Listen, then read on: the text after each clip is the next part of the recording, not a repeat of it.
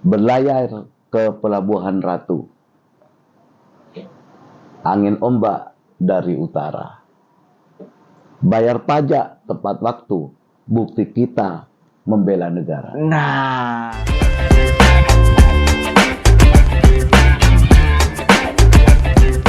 halo Empower, selamat datang di podcast Suara Rakyat. Kali ini sama Fanhar dan gini deh.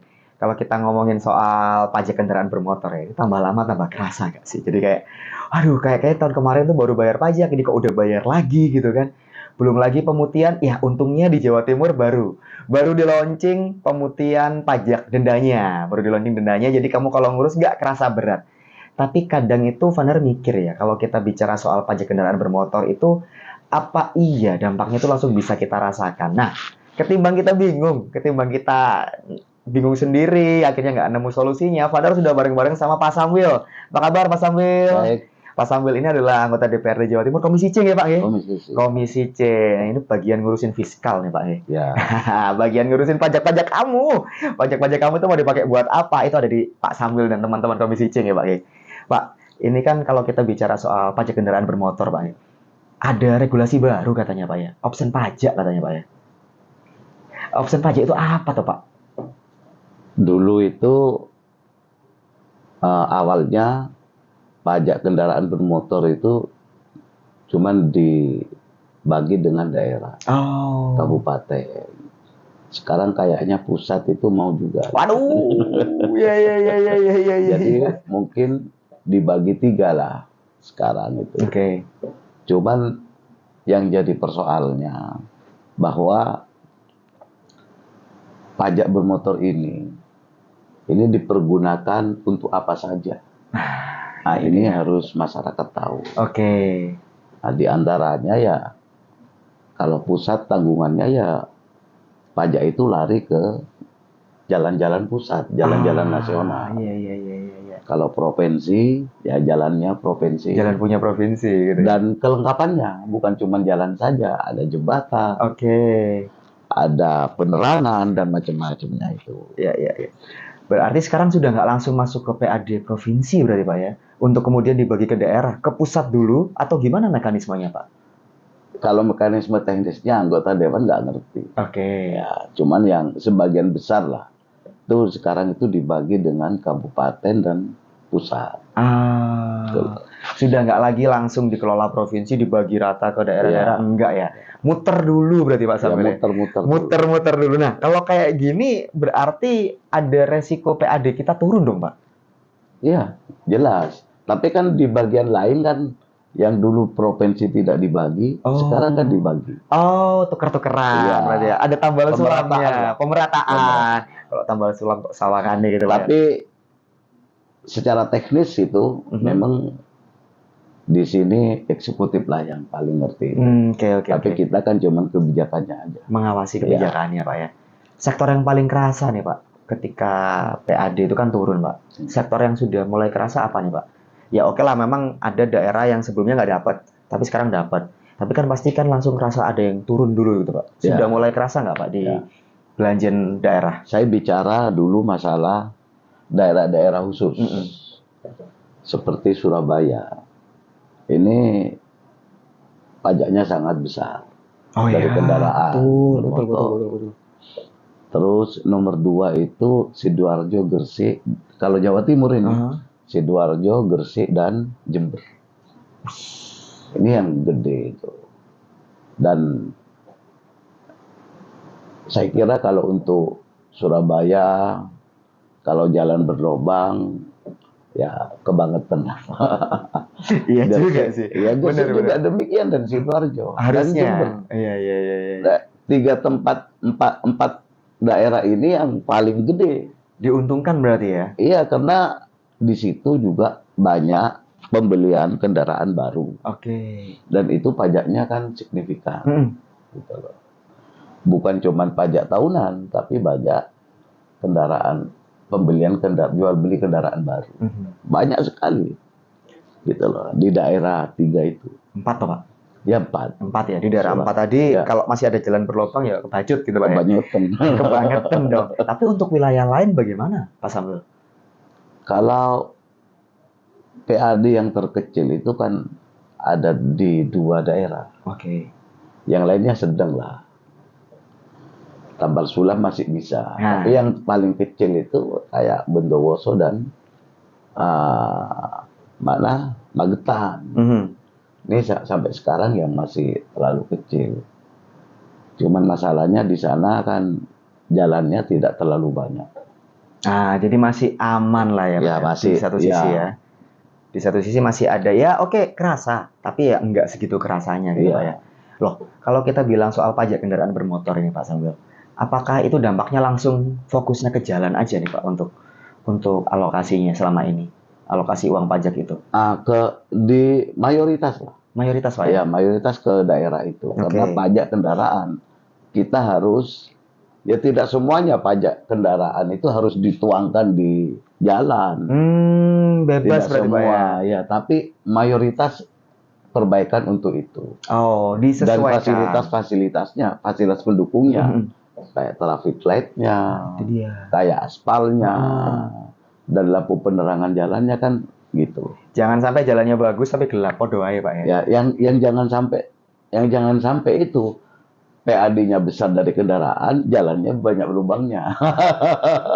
Ada keluhan kayak gitu nggak, Pak, di dapil? Saya keluar sedikit nih, Pak Samuel. Ada nggak keluhan seperti itu dari dapil panjenengan, Pak? Saya pantau aja dari suara Surabaya sangat itu kan.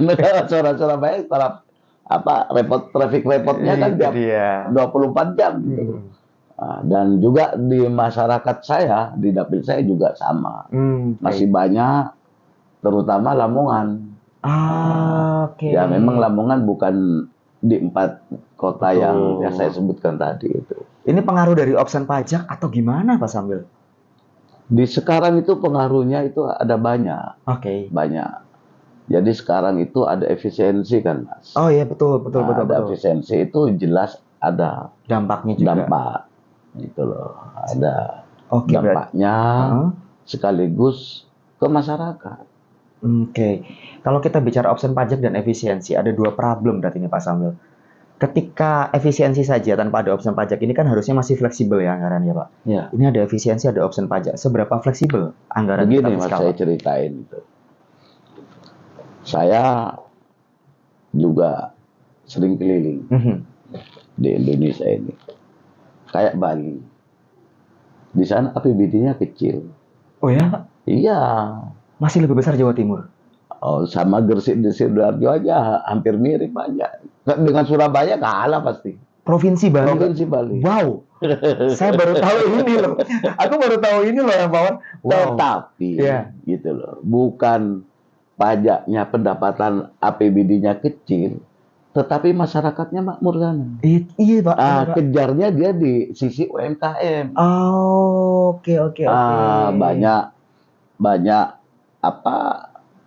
toko-toko UMKM dan itu yang diperhatikan oleh pemerintah Bali. Oke. Target PAD besar, pajak besar, APBD besar, itu kan cuma untuk memakmurkan masyarakat. Betul. Dengan cara begitu aja Bali walaupun pajaknya kecil kan sudah makmur masyarakatnya. Jadi sebenarnya caranya banyak, Pak. Banyak. Biar nggak terdampak. Pajak ini kan ya bikin kaget. Harus ada efisiensi juga, bikin kaget juga. Kalau sekarang kaget opsi pajak sama efisiensi. Itu betul. Mestinya UMKM-nya yang dikejar kayak Bali. Oke, ada banyak cara. Ada banyak cara, Iya. Masyarakatnya itu target kemakmurannya tercapai. Nah, masalah ini, Pak, masalah perbandingan dengan Bali ini sudah pernah disampaikan ke teman-teman eksekutif atau belum, Pak Samuel? Memang Bali itu ya sudah pasti tahu semua. Harusnya tahu semua. Iya juga. Tetapi alamnya tidak semua yang kayak Bali. Itu kendala lain, Pak. Kayak misal kata di Jawa Timur ini yang belum tergali kan di Pacitan. Oke. Di Banyuwangi. Terus di tempat-tempat lain di Tuban. Kalau Sidoarjo mungkin terlalu dekat dengan industrinya kan. Alamnya kurang mendukung. Betul. Dan di Jawa Timur kan banyak pilihan. Ada Pulau Bawean.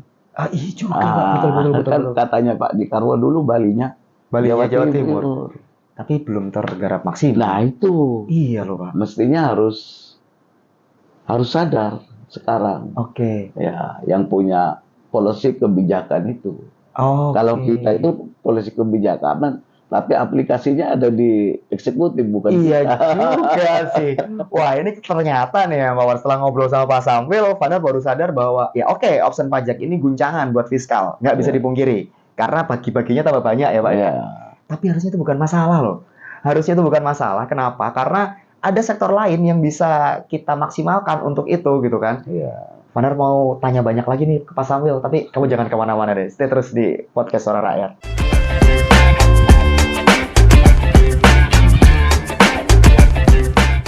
Lanjut lagi di podcast Suara Rakyat, Empower masih sama Vander dan Pak Sambil. Kaget, jujur. Ternyata kalau dibandingkan sama Bali, Surabaya aja jauh lebih gede loh PAD-nya. Nah, ini ketika ada kondisi demikian nih Pak, strateginya teman-teman eksekutif Pemprov Jatim untuk apa ya, tambal sulam kali Pak ya, tambal sulam lobang yang ditinggalkan PAD pasca option pajak ini pripun Pak Sambil? Ya. Saya jelaskan sedikit tentang Bali agar nyambung. Ya, betul Pak. Saya penasaran Bali, di situ. Pak. Bali ini hanya kota Badung. Oke. Yang lainnya juga masih kecil. Oke. Ya. Yang support itu memang Badung itu. Karena hotel-hotel besar ada di sana. Ya. UMKM di sana. Jadi biar nyambung dengan pertanyaan tadi, saya tegaskan satu-satunya faktor kalau sudah terjadi begini, ini adalah pemerintah eksekutif dalam hal ini harus benar-benar menggenjot UMKM. Itu PR-nya Pak. Ya, agar masyarakat nggak kaget kayak kesetrum gitu loh. Iya, kok tiba-tiba minim gitu kan, serba minim gitu. Masyarakat tiba-tiba lagi yang lampu kena. kok nggak terang malam. Nah. Cuman jam 9, cuman jam karena memang PAD-nya turun, ya harus diturunin. Iya. Oh, jadi memang ya itu tadi Pak ya, karena pada akhirnya juga ini pelayanan kepada masyarakat gitu Iya. kan. Jangan sampai orang-orang yang kerjanya malam pulang-pulang kok gelap, jam 10 kok lampunya wis mati kabeh gitu ya. Beda dengan Australia. Kalau Australia jam 6 harus mati semua lampu. Memang aturannya seperti itu. Ya, karena untuk mendorong masyarakatnya istirahat. Kalau di sini enggak Pak, malam ya masih rame loh Pak. Iya. Di Surabaya, Sidoarjo gitu kan, malam ya masih rame loh Pak. Loh. Memangnya nih Pak, tapi kalau kita bilang kagetnya tadi Pak ya, itu nggak bisa ditambal pakai pajak lain Pak. Misal pajak rokok mungkin, Ya. atau bisa ditambal dari denda tilang gitu. Bisa jadi. Ini kan saya mikirnya liar gitu kan Pak. Pajak rokok nggak cukup, Pak. Denda tilang nggak cukup Pak untuk nambal lobang yang ditinggalkan oleh option pajak ini. Memang ada beberapa catatan yang saya temui, terutama di rokok ilegal sekarang kan masih banyak. Iya betul. Ya. Ini tidak bisa kita langsung menerjunkan pihak-pihak aparat hukum pakai model denda, tidak bisa dengan demikian. Nah, semakin didenda, ya dia juga sudah semakin banyak cara dia menghindar dari denda itu. Pinter itu ya Pak, pinter yang nakal Pak ya. Pinter maling. Pinter maling ya. Iya juga sih. Kita itu harus tidak boleh pasrah. Nggak boleh diem aja. Ya, tidak boleh pasrah dengan situasi seperti itu. Pembinaan, sosialisasi yang dilakukan baik lewat DPR maupun lewat yang lain, kepolisian, Satpol PP atau apalah, bea cukai sebangsanya itu, ini harus betul-betul segera dikejar kekurangan-kekurangan seperti itu. Iya sih, PR-nya besar loh. Banyak kayak pajak air tanah. Iya, Betul. Perlu dioptimalkan juga. Jadi kalau tilang saya kok kurang setuju ya. Kenapa Pak? Itulah. Karena pinter malingnya tadi Pak ya juga. Ya karena juga penyelesaiannya di tempat juga. Itu sih. Itu kan bukan itu ya. Iya juga banyak penyelesaian sih. di tempat. Iya. Dan ini semakin memperburuk citra pelaksana hukumnya di sana. Iya. Yang itu ada satuan lalu lintas. Betul. Nah, itu semakin memburuk citranya mereka, dan sekarang ya kita dukunglah mereka dengan cara yang lain. Oke. Dengan cara yang Harus kreatif cari jalan berarti. Iya. ada dua sih Pak yang di kepala Vanhar Pak. Yang pertama pariwisata tadi yang Pak Sambil sempat Ya. cerita. Kendala kita di mana tuh Pak Jawa Timur untuk bisa ya oke, ini yang lobang ditinggalkan option pajak ini bisa ditambal lewat pariwisata. Itu kendala kita di mana memang Pak? Begini Mas, semuanya sudah sadar akan kekurangannya, baik legislatif maupun eksekutif sadar kekurangannya. Tetapi kesadaran itu membuat pertanyaan, kapan kita akan berbenah? Lah itu Pak. Berbenahnya itu sudah tidak boleh pakai kalimat kapan. Sekarang harusnya. Kalau tidak sekarang, kapan lagi? Kok belum kalau kayak gitu Pak? Nah itulah dia. Iya Kalau seandainya DPR dikasih kewenangan untuk itu ya jalan Pak ya. jalan. Take off langsung. Tapi kan berarti kan sebenarnya kalau kita bicara data nih Pak Sambil soal pariwisata aja. Teman-teman eksekutif itu kan sudah di feeding data bahwa potensi pariwisatanya itu ada, tinggal ayo gitu kan. Iya. Ya karena mungkin saking luasnya. Ah itu dia Ya. sih, betul. Mestinya betul, kan betul. fokus di misal kata sekarang Jawa Timur satu tahun fokus 2 atau 3 kabupaten gitu loh. Oh itu udah bagus sih Pak. Iya, Betul, betul. jangan semua di ini sedikit akhirnya tidak pernah Nggak jadi bukit. kelihatan. Betul. Semuanya dikit Tidak disebar. pernah jadi bukit. Iya. Kok gak mari-mari ya kayak gitu kan ya. Iya Mestinya juga kan sih. fokus misal kata sekarang wisata alam misal Oke. kata. Garapannya contoh ini saja, bukan karena saya orang Demokrat langsung ngambil contoh Pacitan, bukan. Bukan, itu memang Iya, bagus iya. ya Pak. Pacitan misal kata, setelah itu Bawean, itu juga bukan karena saya orang Bawean. Tapi memang karena di situ adalah Iya, punya potensi. fokus. Oke. Nah, gitu loh. Ketika Bawean dulu sudah dibangun lapangan terbang, iya transportasi lautnya sudah bagus. Nah, ini kan mendorong. Nah, sekarang dari 2 hal ini kan sudah ada. Sekarang kan tinggal misal kata hotel. Nah, ini juga ditawarkan, dikasih keringanan kepada swasta, bahkan melalui Bank Jatimnya misal kata dikasih pengusaha-pengusaha sana untuk membangun hotel Bisa. dengan bunga yang menarik kan. Iya juga Nah, sih, insentifnya Pak. iya, Insentif insentif. pariwisata Pak Iya. ya. Oke. Ini harus dikejar. Sama seperti Pacitan. Kalau Pacitan itu sangat sulit kalau saya ke sana gitu. Jalannya Bukan cuman itu, hotelnya juga nggak banyak nggak Pak. banyak. Iya Kita betul. itu malah lebih sering disewa di rumahnya orang-orang yang dekat dengan kegiatan. Jadi bahkan daerah yang Pacitan itu kan sebenarnya pariwisatanya katanya sudah tergarap Pak, tapi penunjangnya belum lengkap Ya, Pak, masih belum. Wah, Masih belum. oke. Seandainya itu difokuskan Jawa Timur di sisi itu, misal kata anggaplah di Kabupaten Pacitan dan Gresik, Bawean sudah teratasi. Yang penting kemakmurannya kan tercapai. Betul juga sih, karena kalau tidak dimulai ya cuma jadi omong-omong kan Pak. Iya, orang penduduk masyarakat jual ote-ote, gorengan, jual apa saja kan laku kalau itu. Oke, ekonomi realnya muter, Iya, betul. kayak di Bali itu saya contohkan. Masyarakatnya siap nggak Pak ngapunten? Masyarakatnya di Bali kaya-kaya. Iya, kan kadang itu omongannya kayak gini Pak. Ketika mau menjadi pariwisata, nanti masyarakatnya nggak siap, dikit-dikit demo. Sering kan Pak ada omongan kayak gitu. Iya, betul. Nah. Ya kalau sudah dipersiapkan dengan matang kan semuanya selesai. Itu kuncinya Pak ya. Iya. Semuanya ditata dulu ya Iya. rapi, udah beres, gas gitu Pak ya. Sekarang itu Pak, yang demo masyarakat itu wisata itu kan yang berbau pornografi, yang berbau iya.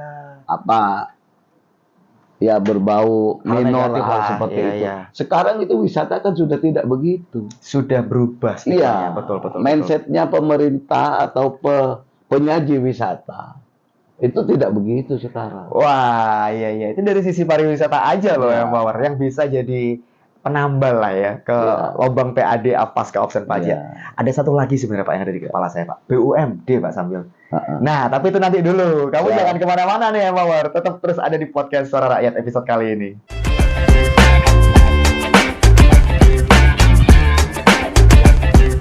Lanjut lagi di podcast Suara Rakyat episode kali ini Empower sama Vanner dan Pak Sambil. Kita masih bahas soal PAD ya. Karena habis option ini ada lubang yang ditinggalkan Pak ya. Tadi kita udah bahas soal pariwisata. Peluangnya ada. Ke masalah satunya sekarang, BUMD Pak Sambil. Bisa nggak mereka jadi penambal lubang PAD pasca option pajak? Idealnya. Di Jawa Timur ini, BUMD yang betul-betul bagus ya hanya satu. Ya, Bank Jatim. Padahal ada banyak loh BUMD-nya, Pak. Oh iya. Saya kira mereka juga kalau rapat-rapat dengan saya, mereka juga kesulitan modal. Kok bisa, Pak? Ya banyak BUMD kesulitan modal. Kenapa masalahnya bisa muncul seperti ini, Pak? Ya, karena pelaksanaan di sana itu hanya fokus pada regulasi. Bukan ke bisnisnya berarti. Ya, bukan ke tujuan. Iya juga. BUMD itu mestinya badan usaha milik daerah. Ya. Itu mestinya target utamanya bukan regulasi tapi keuntungan. Lah, itu dia kan, Pak. Iya. Kan bisnis. Iya, bisnis. Harusnya. Iya. Tapi... Jadi core bisnis itu yang betul-betul harus fokus mereka. Sudah tidak bisa bicara apa lagi. Ini belum bisa fokus kan? Iya, regulasi sepanjang tidak melanggar aturan daerah. Gas. Kan gas. Itu dia. Oh, jadi BUMD kondisi sekarang selain Bank Jatim Banyak. itu banyak sebenarnya Pak ya. Cuman mereka terjebak di ruang regulasi. Iya. Yang harusnya bukan di situ. Ya, bos, mestinya tidak di situ. Ini ada solusi nggak Pak buat dari teman-teman? Saya legislatif? sudah 3 periode. Oke. Penyakitnya sama. Ya apa ini terusannya Mawar kalau kayak jadi 3 periode 15 tahun Pak ya. 10 tahun lebih lah kan periode ketiga masih artinya jalan. mereka itu nggak serius. Nggak serius menggarap BUMD itu menjadi satu pilot project yang paling menguntungkan di Jawa Timur. Loh. Nggak seriusnya ini kenapa Pak? Apa ngapunten? Isinya senior-senior yang ya baiknya mungkin pensiun aja ngomong putu atau pripun Pak Sambil? Begini kalau saya ngelihat ya. Terus terang BUMD ini di dalamnya jangan banyak orang-orang titipan. Harus orang-orang profesional di bidangnya. Itu dia betul ya, Pak. Itu di bidang. Masa BUMD satu pabrik ya? Pabrik apa itu? Kapas, spon untuk perban apa itu? Nah, itu Rumah sakit Jawa Timur aja nggak mau beli. Coba bayangkan. Bisa, Pak. Maksudnya kan ini masih satu rumpun nih, Pak. Iya, kalah bersaing. Kalah bersaing dengan yang lain. Mestinya saya bilang di sini eksekutif perlu untuk regulasi di bidang itu. Harus mendorong ya. Iya, harus. Tapi kembali lagi, kalau bisnis itu katanya kan yang menguntungkan. Bagi rumah sakit kalau speknya sama dan lain-lainnya sama, mestinya kan ngambil yang punya Jatim. Betul. Jangan ngambil yang punya lain. Berarti ini kan ada yang nggak sama, Pak. Entah itu di kualitas, entah itu di harga misalnya lebih mahal. Setelah saya banyak ngobrol dengan mereka, sebetulnya kualitasnya nggak kurang. Loh, masalahnya di mana kalau kayak gini, Pak? Ya, ini kembali lagi kepada pimpinan di RSUD masing-masing. Oke. Ya. Mungkin ada privilege atau diskon yang besar mainnya gitu atau macam-macam. Saya nggak ngerti bahasa teknisnya. Tapi yang setelah saya ngobrol banyak saya temukan seperti itu. Jadi sebenarnya menarik, potensinya kan? Ada. Iya. Potensinya ada, cuman belum maksimal, Pak. Iya. Wih, ini jadi masa terus-terusan BUMD itu disupport oleh APBD Jatim. Tiap tahun nambah modal. Tiap tahun nambah modal gitu. Iya, cuman ya itulah. Kembali kepada yang saya sampaikan tadi, mestinya itu gubernur dalam hal ini harus memilih agar tuntas 5 tahun, 1 tahun itu beberapa BUMD ini dibenahi. Sama Pak ya. Atau digabung, di merger jadi itu beberapa yang komisinya hampir sama, di merger aja biar tidak terlalu banyak itu. Nah, biar nggak saingan sendiri juga, Pak. Dan pimpinannya, direksinya dan itunya harus dipilih orang-orang yang kapabel di bidangnya. Itu dia, Pak. Supaya benar-benar kerjanya tuh Iya, orientasinya melalui cuan fit gitu and kan. proper test. Nah, Jangan melalui yang penting suka. titipannya siapa? Ya. Di belakangnya siapa? Masih zaman tuh Pak kayak gitu tuh Pak. Ya kelihatannya masih banyak. Aduh, ini jadi agak rumit nih Mawar, karena kalau kita bicara option pajak itu memang berdampak buat PAD. Solusinya ada, tapi masalahnya belum optimal. Perlu anak muda nggak sih Pak Sambil? Anak-anak muda ini. Saya berharap anak muda yang betul-betul dia punya pengalaman. Kalau muda kan belum banyak pengalamannya, Nah, ya 1-2, tapi dia merupakan mempunyai etos kerja yang bagus, Itu dia, edukasi Pak. yang Betul. cukup. Saya kira eksekutif dalam hal ini gubernur perlu melirik itu. Nggak diabaikan Pak ya, karena Ya. ini peluang kan Pak. Ya peluang. Oke. Ya fit and proper test saja. Yang real Tapi terbuka. kecepatan berpikir, kecepatan geraknya kan anak muda akan lebih cepat Lebih daripada luwes, betul Pak. Mereka akan lebih set gitu kan Pak. Set gitu. Iya, set gitu kan. Nah, tapi kalau kita bicara anak mudanya nih Pak, ada 2 sektor yang tadi kita bahas Pak Sambil. Ada pariwisata, ada BUMD. Mereka lo nggak mau garap Pak. Katanya kurang seksi Pak. Pariwisata Jatim, alah ngono-ngono ae. BUMD, alah gitu-gitu aja. Nah ini loh Pak, ini kan 2 sisi jadinya Pak Sambil. Anak muda yang seperti itu, saya kira pemikirannya bukan anak muda. Hanya umurnya aja yang muda. Menang muda aja. Iya. Harusnya anak muda harus berani tantangan dong. Iya juga sih. Tapi katanya cuannya dikit Pak. Kalau teman-teman saya itu, saya ngobrol sama teman-teman saya kan, gak pengen benakno BUMD, tak atau bikin pariwisata ya. Cuannya sidik. Gitu Pak. Karena mereka sudah mindsetnya adalah, ini cuannya nggak banyak nih. Alah ini nanti banyak tantangannya nih. Bener nggak sih Pak Samsul? Ya omongan mereka begitu. Ya. Saya kira kalau dia punya dasar pendidikan yang kuat, pengalaman yang cukup, administrasi juga yang itu, saya kira anak muda yang berpikiran begitu itu sama seperti yang saya ungkapkan tadi. Kapan mau membenahi? Sudah tidak bisa bahasa kapan, sekarang atau besok. Harus. Iya. Dan itu harus dilakukan. Iya. Pak. Kalau besok harus. Anak-anak muda gitu. Mestinya kan banyak kita. Gitu loh. Anak-anak muda kita itu banyak yang sekolah di Singapura, di Malaysia, bahkan di Australia. Itu panggil aja. Nah, manggil ini kan butuh insentif tapi Pak. Iya. Kan itu, juga walaupun tidak dengan cara yang demikian, kita juga ngeluarin dana loh, insentif itu juga. Iya, betul. Iya. Artinya insentifnya itu, atau dibuat semacam lokakarya sebelum fit and proper test, anak-anak muda yang betul-betul bagus etos kerjanya, pengalamannya juga sudah cukup memadai. Itu mestinya harus itu. Dan ini saya tegaskan kalau BUMD ini harus sudah saatnya tidak dalam rangka tempat itu penitipan atau ya penitipan kerja politik, penitipan tim sukses dan macam-macam. Iya. Mestinya sekarang kita harus menyadari ini harus diperbaiki. Harus ada solusi untuk itu, Pak ya. Harus diperbaiki. Karena 2 faktor tadi, 2 elemen tadi, pariwisata sama BUMD yang bisa bikin PAD kita sehat, Pak ya. Bukan cuma harus diperbaiki loh, Mas. Harus baik. Diperbaiki aja bisa, tapi nggak optimal, belum baik akhirnya. Iya juga sih, betul. Harus baik dan harus optimal, Pak ya. Ya juga sih. Tapi kalau dalam jangka waktu periode ini aja, Pak. Ini kan sudah jalan 1 tahun ya, Pak ya, periode ini. Bisa nggak, Pak, di akhir periode nanti itu PAD kita jauh lebih sehat, Pak Sambil, pasca option pajak ini?